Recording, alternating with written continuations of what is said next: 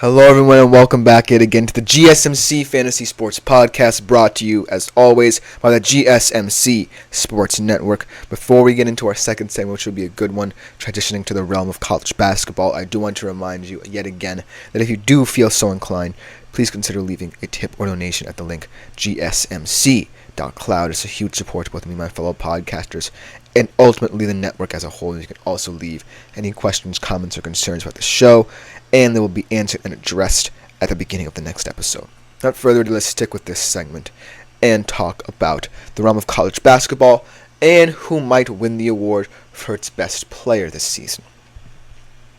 Now, the landscape of college basketball is ever-changing.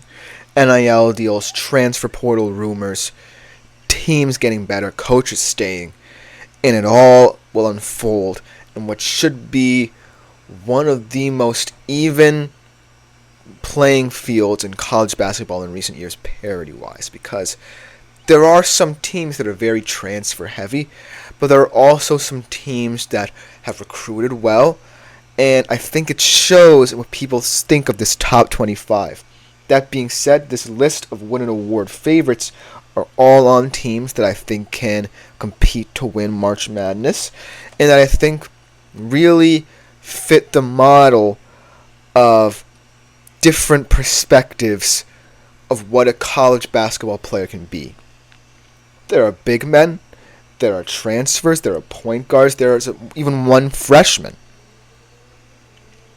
And so I think that this list is highly indicative of the ever-changing landscape of college basketball, and that's why I'm so excited to present it to you guys. Without further ado, let's jump right into the list, starting off at number 5, a young man who is a transferred to a school that has the number 1 win an award betting favorite, which we'll talk about later, but I think that dynamic's going to be very interesting. And without further ado, number 5 is Mr. A.J. Storr, transferring from Wisconsin to the Kansas Jayhawks, plus 1,800 to win the award. 16.8 points average, 3.9 rebounds per game, 43.4 field goal percentage.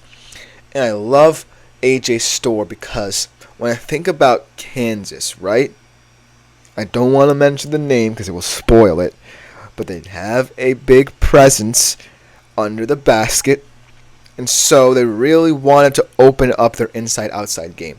I like DeJuan Harris as a ball handler, but I don't necessarily like him as a shooter. And they just got Zeke Mayo as well from SDSU, who is a fantastic shooter. And so A.J. Storr is the glue that's going to hold it all together. He's going to be a very metronomic presence. He might not get as many points as others on this Jayhawks team, but he's someone who can hold it down. And I think at number 5, well, he's not the best value to win this award. I certainly feel that at a position, such a small forward, that's getting a little bit less valued in college basketball, if he just does put up bigger stats than people expect, I do believe that he has a chance to ascend, especially because he has that guy at the top of this list bolstering his case should they combine well, and I think they will, because A.J. Storr was one of the most underrated players in Big Ten play last year. I'm glad that he has a chance to get into that competitive landscape of Big 12 basketball and how fun that conference looks. And then let's go into number 4 here. A guy from Alabama who's making a lot of noise, one of the best three-point shooters in the nation, on a team that's looking to have one of the best offenses yet again in the nation and perhaps win March Madness at the end of the day. And that is Mark Sears. Plus 1,400, a big leap. 14th in the nation in scoring per game at 21.5 points per game. 50.8% field goal percentage, a program record, 797 points last year. So as you can see, Mark Sears is so good at leading this Alabama team and having it center around high percentage offensive looks and being the force from behind the line that Alabama needs. Now look at this Alabama team. and I think about how their style of play has evolved. Yes, you wanted to bring in someone like a Cliff Omeroy from Rutgers, who is a fantastic addition to this team because he adds much needed rim protection and dominance on the defensive side of the ball to counteract the more intelligent, high IQ play of a guy like Grant Nelson down low. I think that Mark Sears really fires up this team offensively because they know that whenever they're in a situation where they feel as if they might be trapped, they have Mark Sears, who's a highly intelligent player. He's not just a three-point shooter to bail them out because he knows when the time is needed to shoot a three-pointer, but he's not always looking for the three-pointer. He knows when he's hot, and he knows when he needs his teammates to really step up around him. And so, when I think about Mark Sears, at plus 1,400 in this betting odds race, I really think that a lot of people might be undervaluing him, and he would be my pick, in all honesty, to win the Wooden Award this year. It all depends on how Alabama improves all around rather than just offensively. Because if Mark Sears, A, continues shooting the three-point shot well, B, includes all his teammates, and C, is at least on a Final Four team, then he has the case. But if Alabama regresses even one bit, that might hinder his case because they're not as strong defensively as some other teams around them. And they have a couple games where it will be proven that either their offensive mindset works or it doesn't. And I'm really excited to see how that will affect the play of Mark Sears. But for now, at number 4, I think he's a nice value pick. And now, at number 3, the only freshman on this list, the first freshman perhaps to ever win it since a fellow Duke player in Zion Williamson, and that is Cooper Flagg.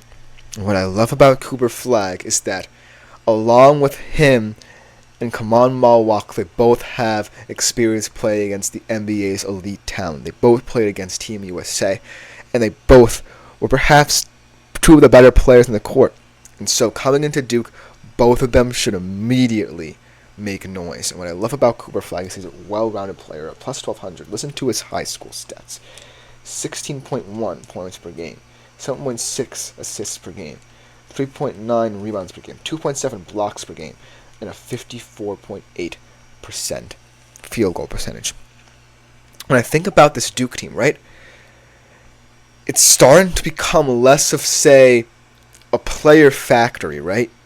You're producing one-and-dones. It's starting to become a mix of that. It's starting to become having guys like Tyrese Proctor and Caleb Foster returning, and guys like Flagg and Malwak, two high-profile 2025 NBA draft prospects coming through.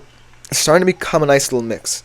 And I think that that's what makes Duke so scary. If Cooper Flagg and Kaman Malwak really are what Duke think they are, then there could be a very special team and a very special duo.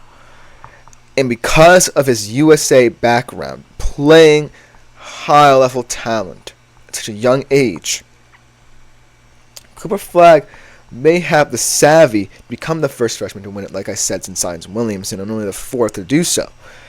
And so, while there are so many other guys who have more experience than him, have played in this college basketball setup for so long and feel like such household names, at the end of the day, it's not insane to say that Cooper Flagg will not raise his profile and really help his case should he do that, because of the fact he's linked so heavily with the 2025 NBA draft. And so, at the end of the day, he's such a well-rounded player too. I think that Cooper Flagg could be a popular pick. So look out for him as the season goes on. But number 2, another very experienced guard, and someone who is definitely going to have to compensate for the loss of Armando Bacot at North Carolina. That's R.J. Davis. North Carolina looks drastically different from last year and the past couple of years when they were competing for Final Four spots. Now R.J. Davis is a star, and he's really going to have to bolster this team that's going to be pretty guard-centric. They have a guy like Elliot Cadeau, who they truly believe in. But at the end of the day, RJ Davis is a very solid player. 21.2 points per game, 42.8% field goal percentage, won the Jerry West Award for Best Shooting Guard. So he has that experience of winning an award. But North Carolina, I'm not sure how they're going to operate, really. They don't have a big man. Maybe Van Allen Lubin will step up and be the guy for them, but I'm not so sure that RJ Davis can succeed without the presence of Armando Bacot. They were so good in the pick and roll. They were so good at understanding each other.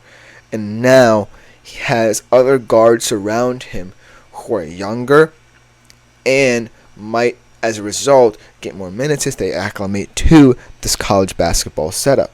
And so RJ Davis is a very intriguing number 2 option at plus 800.